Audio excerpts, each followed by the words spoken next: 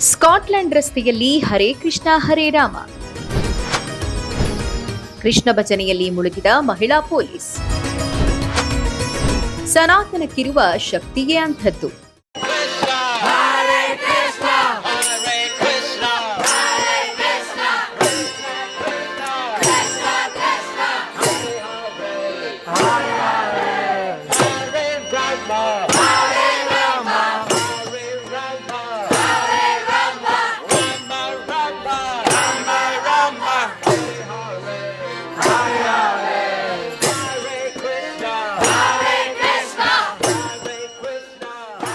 ಈ ವಿಡಿಯೋವನ್ನ ನೋಡಿ.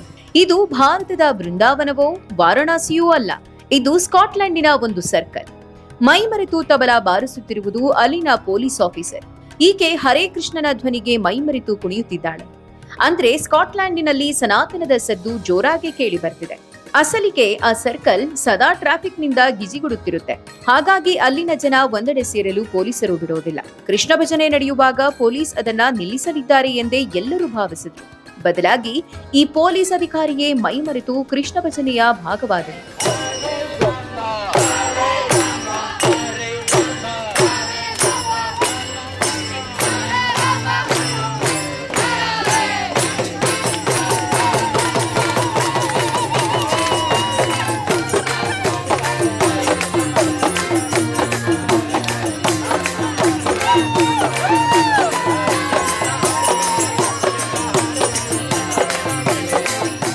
ಬರೀ ಇದೊಂದು ವಿಡಿಯೋ ಅಲ್ಲ.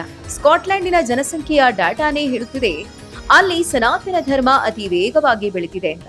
ಇಲ್ಲಿ ಸಾವಿರಾರು ಸಂಖ್ಯೆಯಲ್ಲಿ ಹಿಂದೂಗಳಿದ್ದಾರೆ.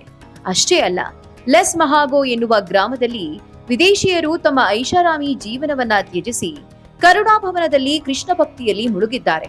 ಬೆಳಗ್ಗೆ 4 ಗಂಟೆಗೆ ಏಳುವುದು, ಮಂಗಳಾರತಿ ಮಾಡುವುದು, ಸ್ವತಃ ಕೃಷಿ ಮಾಡುವುದು. ಹೀಗೆ ಮಾಡುವ ಮೂಲಕ ಇವರು ನಿಜವಾದ ಆಧುನಿಕತೆಯನ್ನ ಹುಡುಕ್ತಿದ್ದಾರೆ.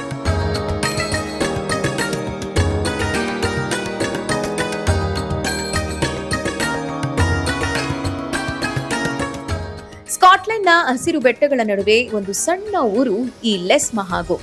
ಇಲ್ಲಿನ ಮಣ್ಣಿನಲ್ಲಿ ಏನೋ ಒಂದು ಮ್ಯಾಜಿಕ್ ಇದೆ.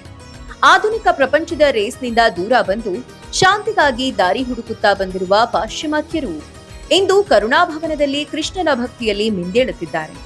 ಬ್ರಹ್ಮ ಮುಹೂರ್ತದ ಪೂಜೆ, ಗೀತಾ ಪಠಣ ಮತ್ತು ಪ್ರಕೃತಿಯ ಜೊತೆಗಿನ ಬದುಕು. ಭಾರತದಿಂದ ಸಾವಿರಾರು ಮೈಲಿ ದೂರದಲ್ಲಿರುವ ಈ ಪುಟ್ಟ ಹಳ್ಳಿ ಅಕ್ಷರಶಃ ಹಿಂದೂ ಹಳ್ಳಿಯಾಗಿದೆ.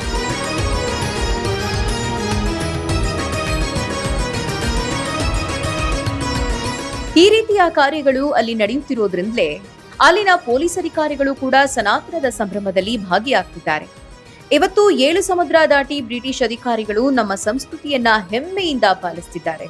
ಇದು ಭಾರತೀಯರು ಸಹ ಖುಷಿ ಪಡಬೇಕಾದ ಸಂಗತಿ.